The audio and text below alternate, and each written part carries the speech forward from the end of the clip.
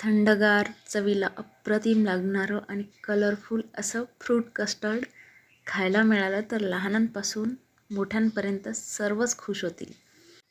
चला तर बनवूयात.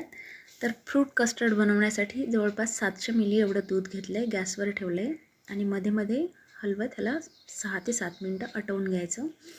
त्यामुळे दूध थोडंसं घट्ट होईल.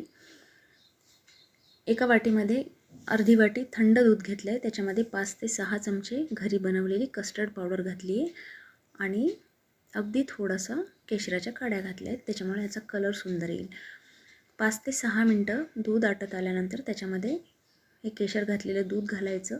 चवीनुसार साखर घालायची. मी इथे 4 ते 5 चमचे एवढी साखर घेतली.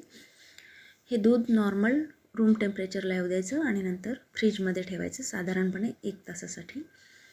1 तास झाल्यानंतर आपण आवडती फळं स्वच्छ धुवून अशी बारीक कापून घ्यायची आणि थोडेसे ड्रायफ्रूटसुद्धा बारीक कापून घेतलेले आहेत. तर साधारणपणे 1 तासानंतर कस्टर्ड एकदम थंडगार आणि छान दाटपणा आलेला आहे याला. आता याच्यामध्ये अगदी थोडासा व्हॅनिला एसेन्स वापरूया. वेलची पावडर वापरली तरी छान चवीचं लागतं. आणि जेव्हा आपल्याला हे खायचं तेव्हा ह्याच्यामध्ये फळं मिक्स करायची आणि बारीक केलेली ड्रायफ्रूट्स मिक्स करायचे.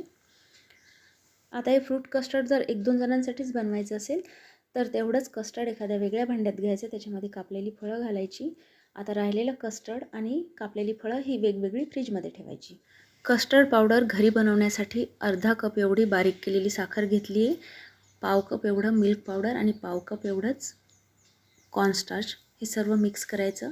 त्याच्यामध्ये तुम्हाला आवडत असेल तर अगदी थोडासा फूड कलर वापरायचा किंवा त्याऐवजी हळद वापरली तरी चालते, किंवा मी जसं इथे वेळेवर केशराच्या काड्या दुधात भिजवून टाकल्या तशा वापरल्या तरीही चालतात.